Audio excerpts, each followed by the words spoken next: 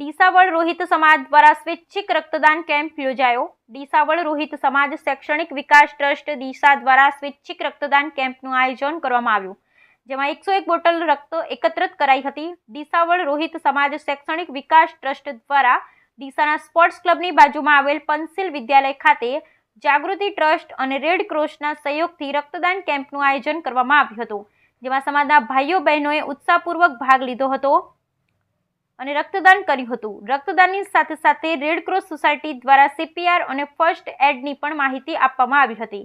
કુલ કેમ્પમાં કુલ 101 બોટલ રક્ત એકત્ર કરવામાં આવ્યું। આ પ્રસંગે અલ્પાહારના દાતા તરીકે PC સોલંકી, ડેપ્યુટી એન્જિનિયર ઝટકોએ લાભ લીધો હતો।